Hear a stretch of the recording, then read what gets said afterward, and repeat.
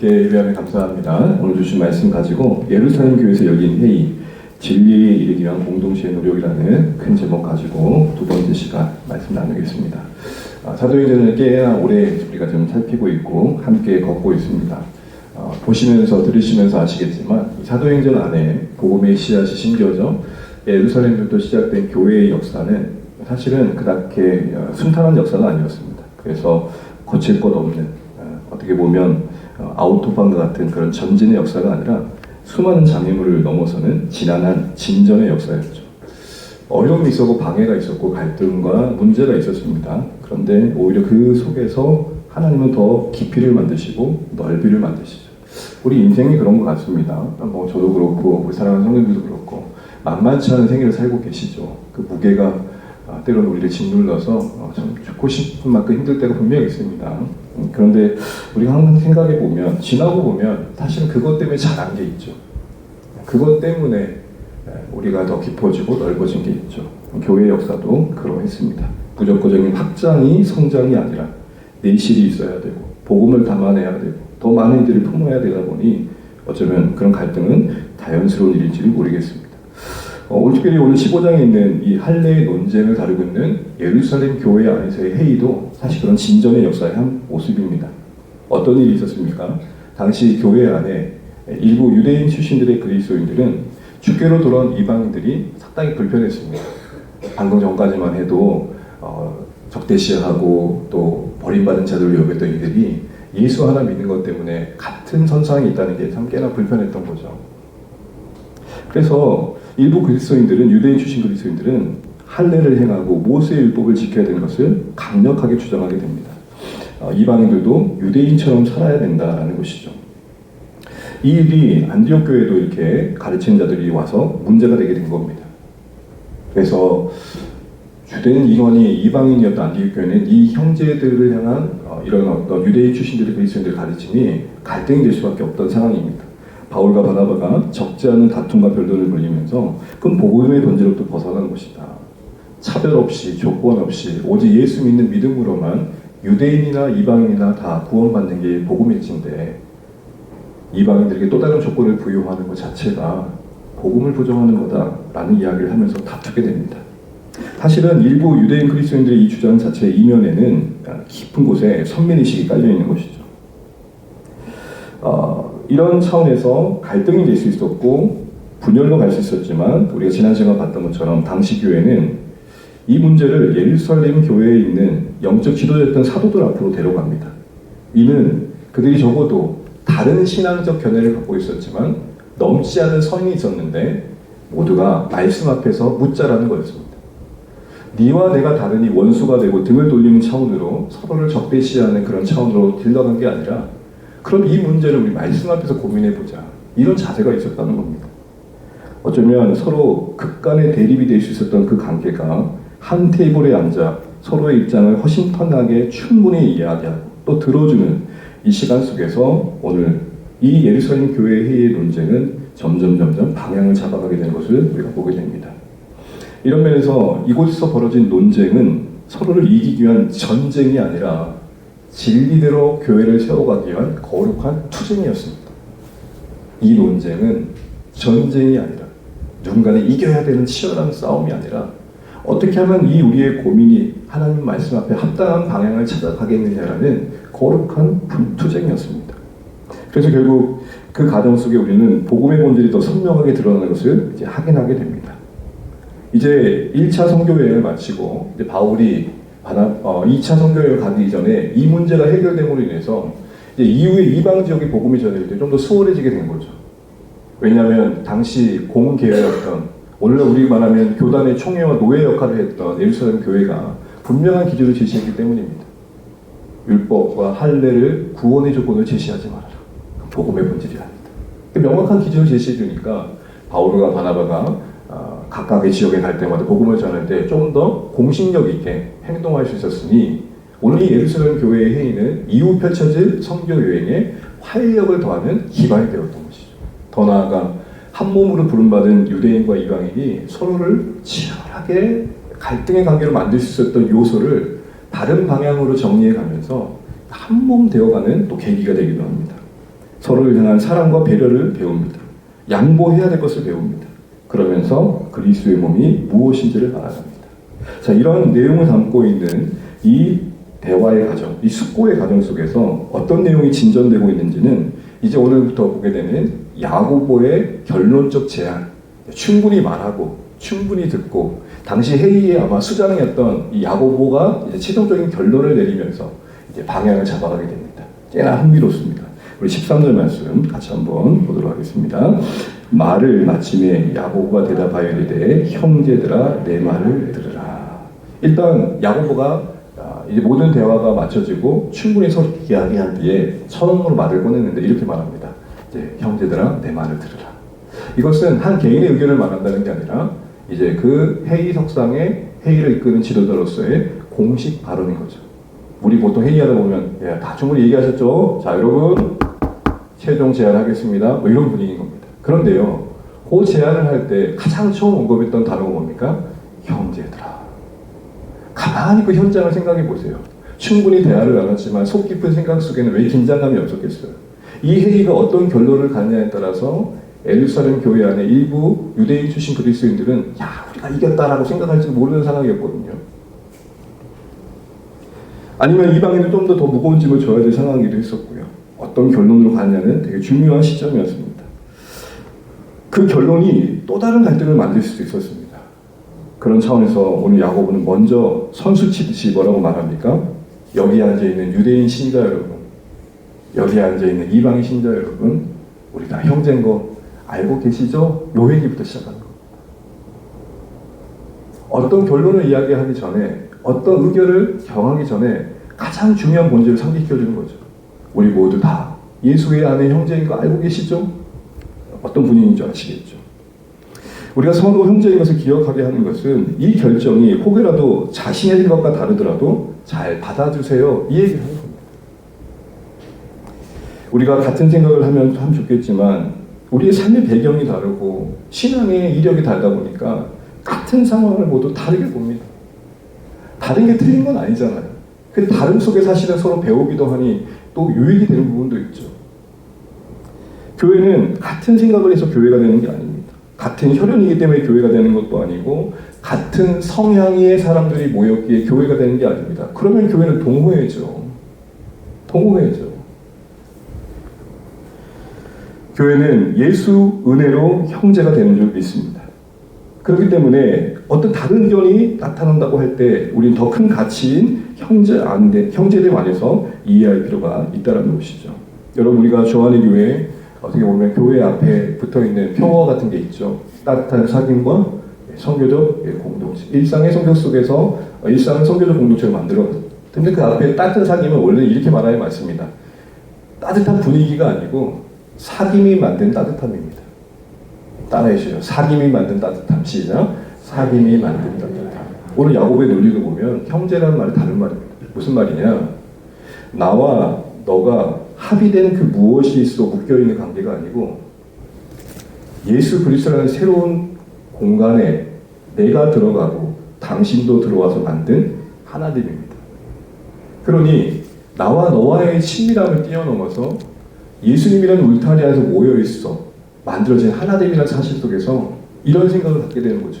아, 저 성도님은 예수님이 사랑하시는 나를 사랑하듯 저분을 위해 예수님께서 죽어주셨구나. 이 생각 속에 묶이는 하나됨이 바로 사귐이 만든 따뜻함인 겁니다. 그때 사귐이라는 것은 코이노니아인데 코이노니아의 또 다른 말이 뭡니까? 예수 안에서 새로운 관계를 하나님께서 만드셨다는 겁니다. 이 자리에는 이방인이냐 유대인이냐가 의미가 없어져 버리는 거예요. 배웠냐 안 배웠냐가 의미가 없어져 버려요. 뭘 가졌냐 없냐가 의미가 없어져요. 남녀노소 빈부격차가 사라지는 것이 예수 아니죠. 그런 의미에서 그걸 주목하면 주목할수록 우리의 관계가 좀 더 세상의 가치를 뛰어넘는 교제를 만들어갈 수 있겠다 싶은 겁니다. 어쨌든 야고보는 이 막중한 중요한 선언 앞에서 형제들의 마음을 좀 더 본질의 앞에 서게 해서 누그러뜨립니다. 우리 다 형제인 거 이거 안에서 이야기하죠. 그런데 14절의 말씀을 이어갑니다. 함께 있습니다.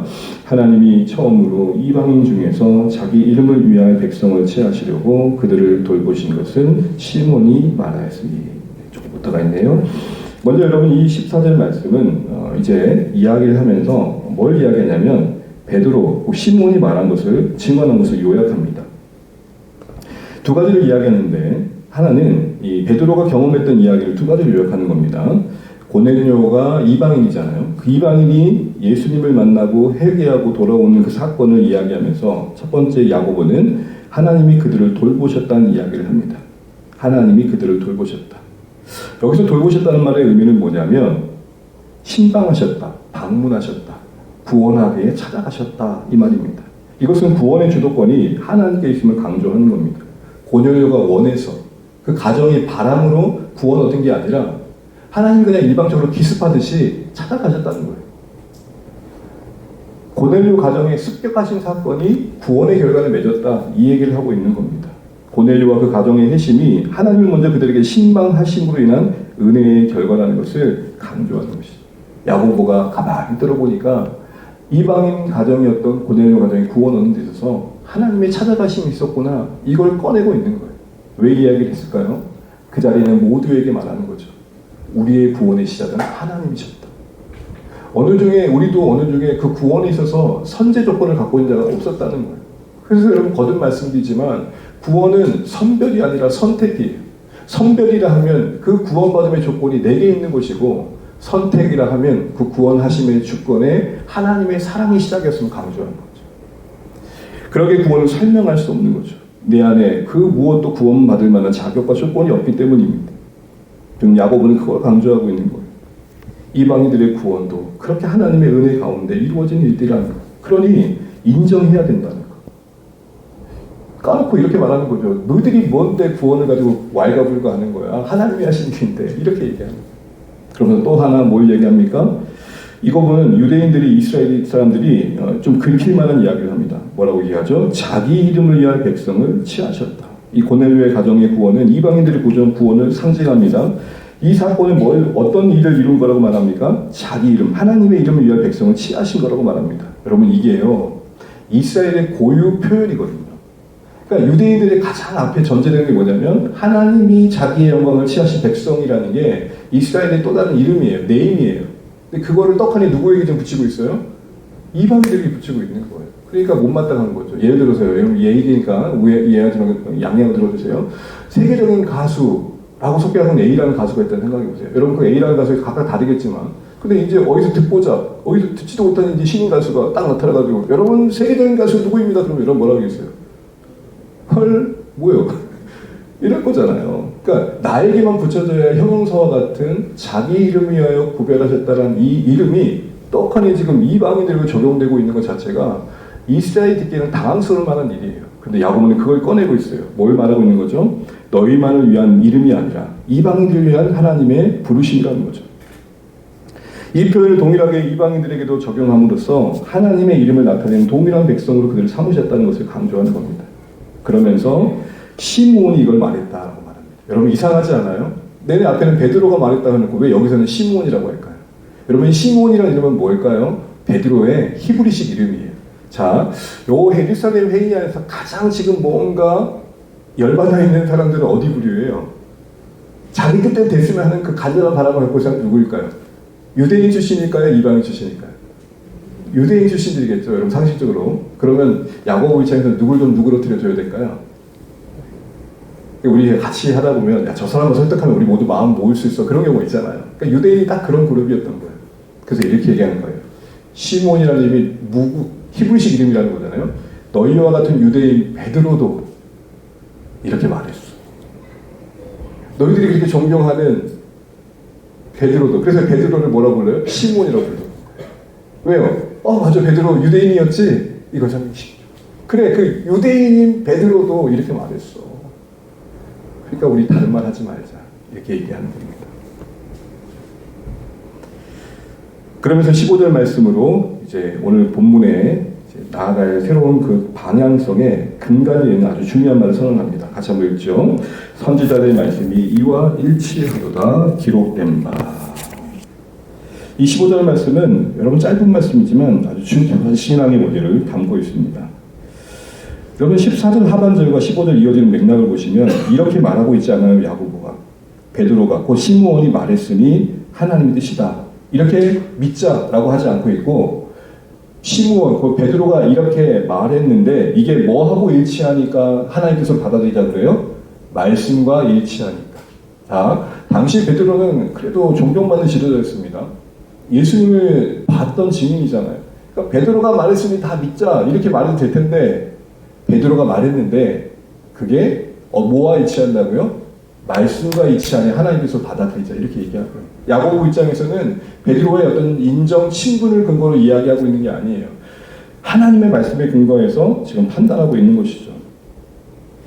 특별히 여러분 여기 선지자들의 증언과 일치한다 할 때 선지자의 증언은 복수로 되어 있으면 주목할 필요가 있어요. 선지자의 증언이 아니에요. 선지자들의 증언이에요. 복수라는 건 뭐예요? 구약에 있는 수많은 선지자들이 이 이야기를 했다는 거예요. 이방인들을 불러 구원하시는 하나님의 구원의 계획들을 곳곳에서 여러 모양으로 증언했다는 거예요. 그래서 선지자들이라고 말하는 거예요. 하나님께서 예언했던 선지자가 한두 명이 아니라는 겁니다. 그런데 일관되게 구약에서 말하고 있는 하나님의 구원의 계획 속에 유대인만 있는 게 아니라 이방인도 품고 있다는 이 하나님의 계획이 계속해서 증언되고 있는데 그 증언과 지금 베드로가 경험한 건 그러게 뭐하다? 일치하는 거다. 하나님이 하시는 일을 베드로가 지금 경험하고 있는 거다. 이렇게 말하고 있는 것이죠. 베드로가 그렇게 경험했기 때문에 하나님의 뜻이 아니고 하나님의 뜻이 이런데 그걸 베드로가 경험했으니 하긴 되었다. 이렇게 얘기하게 되는 것입니다. 여러분 오늘날도 참 우리가 교회 안에 있어 보면 괴로운 일이 뭐냐면 나름 영적 지도자라는 사람들이 자기가 경험한 것을 진리로 말할 때가 있어요. 내가 그렇게 기도해서 응답받았으니까 하나님의 뜻입니다. 이렇게 얘기하는 경우가 있어요. 여러분 50%는요 가만히 들어보면 다 자기 욕심이에요. 속지 마세요. 여러분 제가 만약에 여러분 제가 어제 기도해 보니까 오늘 용이 네버랜드 가는 게 하나님의 뜻이랍니다. 여러분 당장 어떻게 하시겠어요? 당회를 소집하셔가지고 목사님 심각하다고 하죠. 강단에 세우시면 안 되겠다. 이렇게 해야 정상이에요. 다들 그렇구나. 그러시면 안 돼요. 제가 말해서 하나님의 뜻이 되는 게 아니라 제가 하는 말이 성경과 뭐 하는가? 일치하는가? 되게 중요한 안목인 겁니다. 특별히 일치한다는 말 참 아름다운 말인데요. 헬라어는 좀 낯설겠지만 심포누신이에요. 여기서 뭐가 나오냐? 심포니라는 말이 나왔어요. 여러분 많이 들어본 것 같죠? 심포니 어디서 들어왔어요? 간영악단, 현악기, 간악기가 함께 모여서 화음을 내는 오케스트라를 뭐라 그래요? 심포니 연주단이라고 해요. 심포니 연주단. 화음을 말해요. 어울림을 말해요. 조화를 말해요. 그러니까 이렇게 말하는 거죠. 지금 베드로의 경험, 고넬료가 통해서 이방인에도 구원을 주셨다는 사실을 경험한 이 은혜의 사건의 경험은 구약에서 선지자들이 한 목소리로 증언하는 그 하나님의 구원의 계획과 완전 조화를 이루고 있어 어울리는 이야기야. 베드로의 경험은 성경과 부합하는 이야기, 모순되지 않고 어울리는 이야기야. 성경에 일관되게 증언하는 그 한 목소리를 나타내고 있어. 이렇게 얘기합니다. 그런 표현 너무 아름답지 않아요? 심포니. 베드로의 경험이 성경과 모순되지 않고 어울린다. 베드로의 경험은 그가 경험했던 이방인의 구원의 경험은 하나님이 하신 일의 현장에 있었다. 이렇게 얘기하는 겁니다. 그러면서 기록된 바라는 말씀과 함께 그 여러 구약 선지자들 중에 딱 한 사람 아모스의 이야기를 꺼내는 겁니다. 아모스의 이야기. 아모스의 이야기를 꺼내면서 아모스 9장 11절 12절 아모스의 마지막 장에 마무리되는 구절들을 나누고 있습니다. 우리 16절 17절 함께 읽어보겠습니다. 이후에 내가 돌아와서 다윗의 무너진 다시 지어 일으키리니 이는 그 남은 사람들과 내 이름으로 일컬음을 받는 모든 이방인들로 주를 찾게 하려 함이라 하셨으니 아멘. 참고적으로 지금 이 16절 17절은 아모스 9장을 인용한 게 맞는데 여러분이 혹시 궁금해서 우리의 구약 성경의 아모스를 펼치면 약간은 차이가 나는 걸 읽게 될 겁니다. 그거 안에도 다음 주에 살피겠지만 메시지가 있지만 왜냐하면 우리가 지금 가지고 있는 한글 성경의 구약은 뭘 번역한 거냐면 히브리 사본을 번역한 거고 지금 이 사도행전에 누가가 인용하고 있는 구약은 버전이 뭐냐? 헬라어 성경을 가져온 거예요. 소위 70인역이라는 성경을 들어보셨습니까? 구약의 히브리어를 헬라어로 바꾼 성경이에요. 그러니까 약간의 의역된 성경의 구절을 인용한 거예요. 그러니까 조금 다를 수 있겠죠. 근데 그 의역 안에도 뭔가 메시지가 있어요. 어쨌든 이 16절 10절은 그런 구약의 말씀을 가져오고 이야기하고 있습니다. 그런데 아모스가 예언하는 시점이 이 아모스 선지자가 BC 760년이니까 오늘 이 사도행전 기점으로 보면 800년 전 이야기예요. 몇 년 전 이야기라고요? 800년 전 이야기. 근데 그 시대의 이야기가 지금 성취됨을 말하고 있는 겁니다. 뭘 얘기했었습니까? 다윗의 무너진 장막을 다시 지은대요. 이게 딱 골자예요. 하나님이 앞으로 하실 일이 있는데 그게 뭐냐? 다윗의 무너진 장막을 다시 짓겠대요. 이게 무슨 말일까요?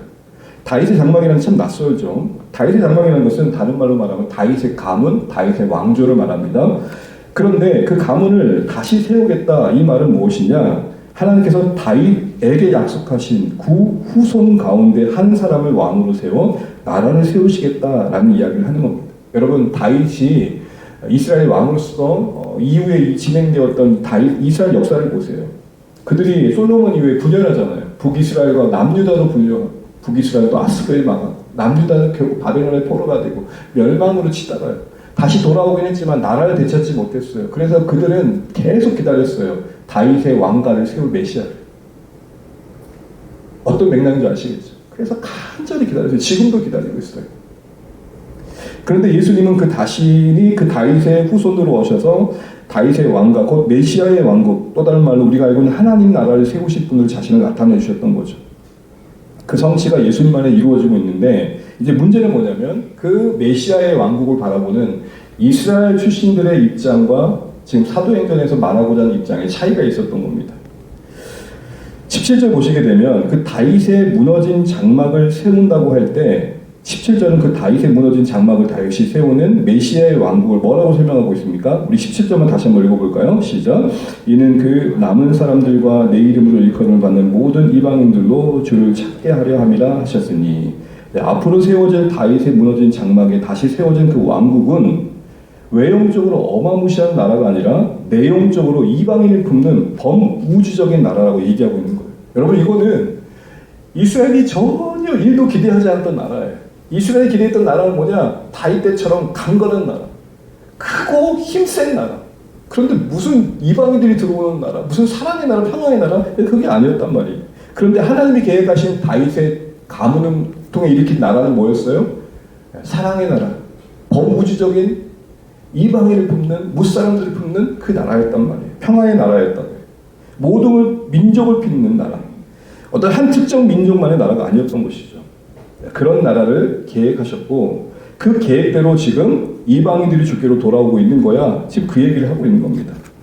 결국 야고보는 이 아모스 말씀을 어떻게 보고 있냐면 예수를 통해 성취된 하나님 나라 관점에서 조명하고 있고, 조명이란 말은 아시겠죠? 이렇게 비춰보면서 그 일이 성취되는 말씀의 근거로 삼고 있는 겁니다. 그래서 18절에 뭐라고 말합니까? 우리 같이 한번 읽어볼까요? 시작. 즉 예로부터 이것을 알게 하시는 주의 말씀이라고 선언합니다.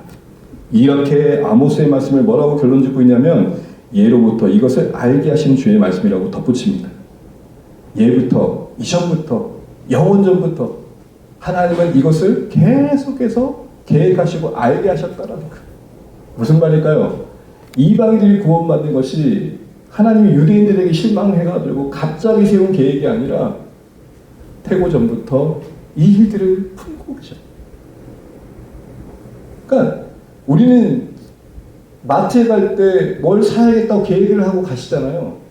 그러시죠? 그러다가 계획했던 대로 사는 경우는 별로 없어요. 어떻게 해요? 충동 구매하듯이 바구니가 더 많이 들어와요. 그놈의 그 스키다시 뭐죠? 이게 뭐예요? 이게 시식이 문제야. 한 번 먹고 나면 그냥 정이 있는 사람들 못 가죠. 알고 하나 떠다가 먹어요. 무슨 말이에요? 갑자기 계획에 없던 일을 해요. 그게 우리예요. 하나님은 지금 이방들을 구원하시는 게 유대인들 입장에서는 낯설 수 있겠지만 진작부터 하나님의 마음에 있었던 거야. 왜 그거를 모르니? 왜냐하면 하나님 그걸 계속 알게 하셨대요. 내내 예부터 알게 하셨는데 그걸 지금 내가 또 꺼내고 있는 게 새로운 이야기가 아니라 오래전부터 말씀하셨다. 어떤 맥락인지 이해되시겠죠? 네, 이방인들의 구원은 열방을 품으시는 하나님의 계획은 계속해서 하나님이 역사 가운데서 하시고자 하는 일들이었다는 거예요. 그걸 못 받아들인 건 누구였냐? 유대인들이었던 거예요. 그 좁은 마음을 그들은 그렇게 깰 수 없었던 거죠. 근데 여러분 한 가지 흥미로운 건 이건 적용적인 차원인데요. 왜 다윗의 가문, 다윗의 왕가를 다윗의 궁궐을 다시 세운다고 하지 않고 다윗의 왕가를 다시 세운다고 하지 않고 다윗의 장막을 세운다고 했을까? 여러분 다윗의 무너진 장막을 세운다는 것은 이스라엘의 재건이 아니에요. 이후에 오신 예수님을 통해 이루신 하나님의 나라이고 교회예요. 영적인 나라예요. 여기까지 이해되시죠? 근데 이 나라를 설명하는 데 있어서 다윗의 무너진 왕가를 재건하신다고 해도 납득이 될 것 같은데 왜 굳이 그 하나님 나라를 표현하는 그 표현을 장막으로 했을까라는 거예요. 궁금하지 않으세요? 다윗의 왕가를 재건하신 하나님이 해도 별 문제가 되지 않을 것 같아요. 그런데 왜 굳이 그 하나님의 나라를 표현하고 비유하고 있는 다윗의 무너진 장막을 세우신다는 이 표현을 왜 장막이란 말을 했을까? 여러분 장막은 뭘까요? 임시 거처, 텐트예요. 장막하면 떠오르는 이스라엘 민족 역사 있지 않아요? 뭐가 있으세요? 광야 생활. 구름기도 불기도 움직이면 그때 장막을 또 접었다. 멈추면 펼쳤다. 강야에 아무것도 없지만 하나님과 동행하는 삶에 상징하는 게 장막이에요. 그래서 여러분 이스라엘 백성 중에 3대 절기 중에 하나가 뭐냐면 장막절. 광야에서 우리를 인도하신 하나님 잊지 말지. 뼛속 깊이 새겨져. 그러기에 장막은 하나님과 동행을 말해요. 그러기에 장막은 하나님과 함께하는 삶을 말해요. 펼쳤다가 접었다가 반복하는 불안한 삶이지만 어디든 주와 동행하는 삶을 말해요. 초가 상거리든 궁궐이든 내가 주 예수 모신 곳이 하나님 나라임을 말해요. 다시 말해서 하나님 나라를 세우시겠다라는 이 영적인 개념의 나라를 표현하실 때 다윗의 장막이라고 말씀하신 것은 그 나라를 바라볼 때 궁궐의 세계관으로 보지 말라는 거예요. 장막에 비해 궁궐은 어때요? 화려해요. 번지를 해요. 우아해요. 제가 여러분 하도 오래된 얘기한데요. 좀 창피하긴 하지만 서울에서 딱 내렸어요. 근데 저도 모르게 이야 그랬더니 뭐라고 하는데 강주 촌놈이 아니랄까봐. 여러분 강주도 광역시예요. 근데 그 빌딩가에 섰는데 우와 그러는 거예요. 그 화려해요. 그 화려하고 큰 개념을 갖고 있는 왕국이 아니라 왜 장막이라고 했을까? 그 초라한 그 화려하지 않은 곳으로 하나님 나라를 말하고 있을까요? 우리가 예수님 안에서 약속받고 있는 나라가 궁궐을 꿈꾸듯 그런 성공과 화려한 곳이 아니라 더 많은 영향을 끼치는 그런 삶의 가치가 아니라 부르신 곳이 어디든 주와 함께하는 삶. 그것이 하나님 나라인 줄 알아야 한다. 얘기라는 거예요. 우리 모두 혹시 하나님 나라를 이야기하면서 예수님을 믿는다고 하면서 궁궐을 꿈꾸는 가치관을 갖고 있지 않는지 돌아보시면 좋겠어요. 하나님이 우리 가운데 무너졌던 걸 다시 회복하신다고 할 때 회복하길 원하시는 것은 다른 것이 아닙니다. 하나님과의 관계입니다. 하나님을 예배하는 겁니다. 하나님을 인정하는 주권의 삶입니다. 그러기에 다시 무너진 삶을 회복하시는 이런 하나님 나라의 기본적인 원리를 잘 아시고 우리도 이 다윗의 장막이라는 표현 속에 담기신 하나님의 약속들을 바로 알고 누리시면 좋겠습니다. 여러분 궁궐이라고 편할까요? 뭘 안 가봐서 모르겠어요. 그런데 궁궐이라고 편할까요? 그렇지 않을 것 같아요. 우리의 존재가 하나님의 부유하심 가운데 머물 때 거기서 누리는 안식이 있는 것이죠. 저는 우리 사랑하는 주원의 가족분들이 넉넉하시면 좋겠어요. 그러나 혹시나 그 풍요가 부요라고 착각하지 않으시면 좋겠어요. 풍요와 부요는 달라요. 부요는 갖지 않았지만 누릴 수 있는 넉넉함이에요. 그게 다윗의 장막을 다시 세우신다는 하나님의 약속인 것이죠. 더 나아가 우리는 한 가지 오늘 이 야고보가 이런 결정을 하는 데 있어서 판단의 근거로 삼았던 것을 다시 한번 생각해 보시면 좋겠어요.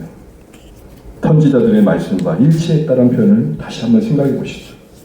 다른 말로 우리의 인생은 신자의 삶은 성경의 증언과 어울려야 됩니다.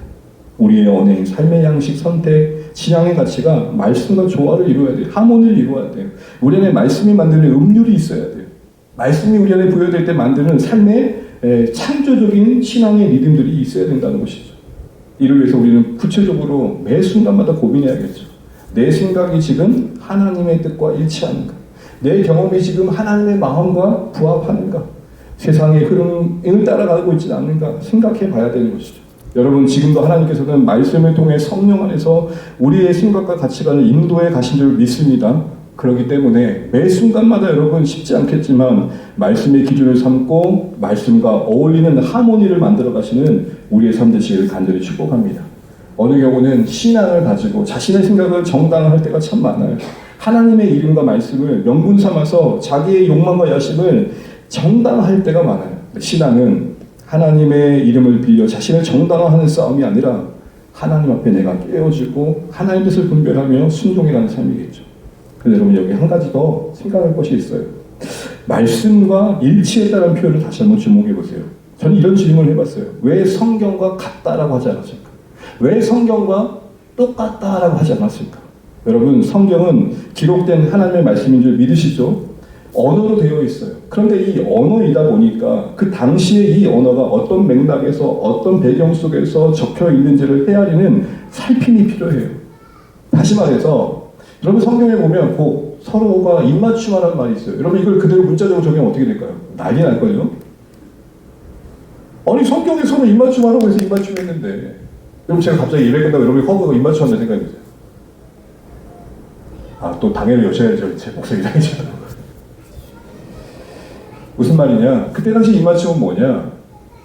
성도와 성도 간에 서로 존중하는 마음을 표현해라 라는 거예요.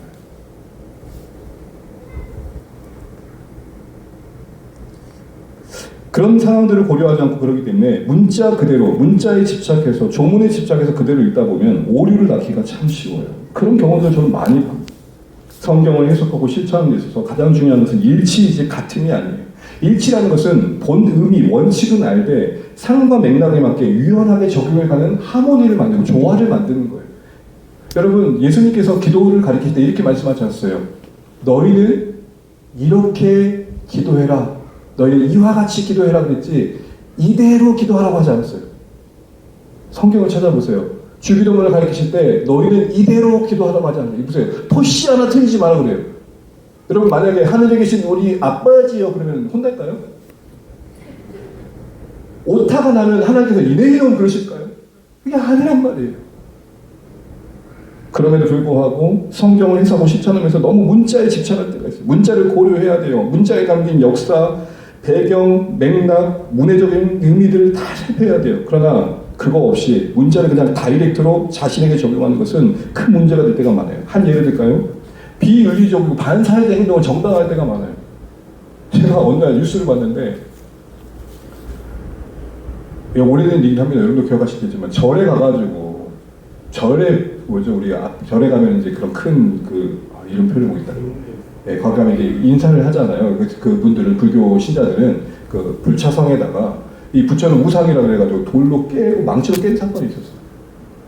이거 정당한 거예요. 아니, 그렇게 왜 그랬어요? 물어봤더니 우상을 깨라고 그랬다고. 반장하겠어요. 그때 당시에는 이스라엘 백성들이 신정사회였고 이스라엘 민족만의 특수성이 있었잖아요. 지금 그들이 그걸 문자로 적용하면 맞아요? 틀려요? 그래서 이렇게 말하는 거예요. 성경의 증언과 같았다라고 하지 않고 성경의 증언과 뭐 했다? 일치했다. 조화를 이루었다. 의미는 놓치지 않되 상황에 맞게 잘 적용했다라는 거예요. 또 하나 들어볼까요? 이걸 놓치면 자의적으로 신앙생활 할 때가 참 많아요. 여러분, 오른 눈이 너희를 시족하면 떼어버리란 말씀하신 적 있죠? 여기 진짜 이거 문제를 적용한 분이 계셔요. 목회자 중에 너무 괴로워가지고 내가 눈으로 범죄한다고 눈을 쳐요. 그 말일까요? 제 심각함을 깨닫고 철저한 해결하는 과장법인 거죠. 이와 같이 여러분, 성경은 사랑하되 글자 하나하나를 그대로 적용하는 게 아니라 그 안에 담겨있는 의미를 잘 확인하고 오늘 우리에게 예수 중심으로 적용하는 것입니다. 이걸 잘 아시면 좋겠어요. 마지막으로 여러분, 이렇게 성경과 우리가 어울리려면 무엇이 필요할까요? 성경이 우리에게 울림이 되어야 돼요. 한번 따라하시죠. 성경과 어울리려면 성경이 우리에게 울림이 되어야 된다. 울림이 된다는 건 뭘까요? 단순히 감동을 말하는 게 아니에요. 정말 성경이 하나님의 말씀으로 와닿음이 필요하고, 하나님의 말씀인 성경이 오늘의 내 생각과 삶을 조명하고 비춰주실 때 깊이 자각하고 그걸 하나님의 말씀으로 여기고 내 삶에 순종하는 것을 말하는 거죠. 이런 울림이 필요해요.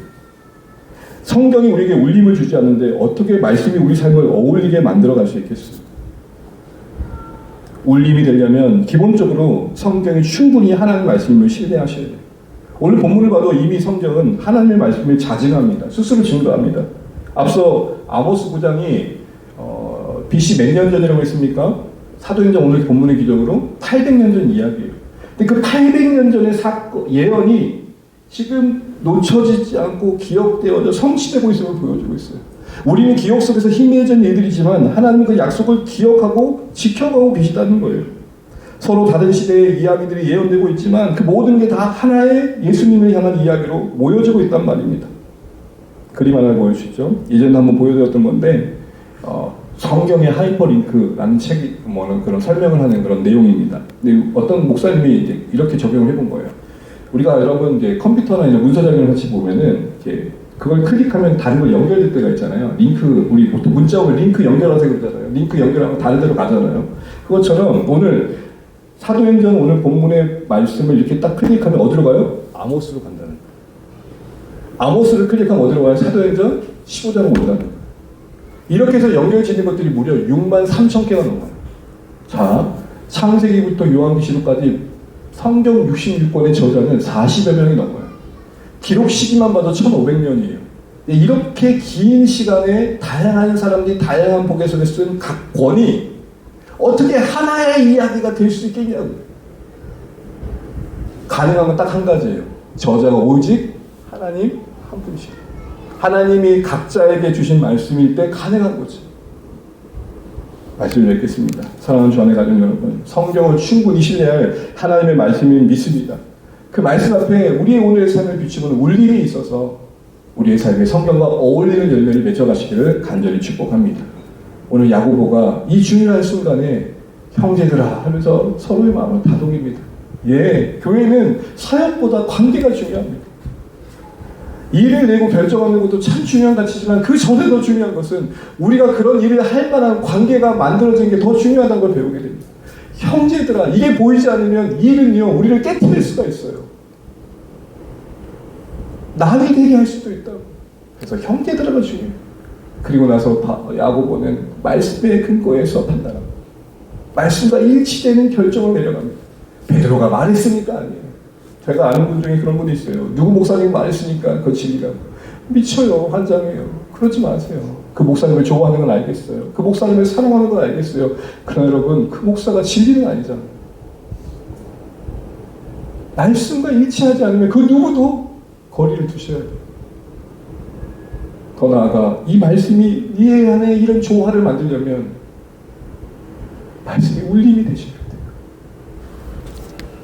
나에게 찾아오시려고 주신 이 말씀, 수많은 신자들의 피 흘림 속에 내게 들려진 이 말씀, 너무나 당연한 할자로 되어 있어서 이렇게 귀하게 여길지 모르겠지만요, 이 말씀 하나 품으려고 안으려고 얼마나 많은 사람들이 인생인지 우리가 기억해 본다. 그리고 또 이 말씀이 하나님이 우리에게 찾아오신 사건이라고 기억해 본다면 어떻게 와닿지 않으시겠어요? 성경이 충분히 울림이 되시는 것, 우리 삶이 말씀에 어울려 가시는 복된 삶 되시기를 간절히 축복합니다.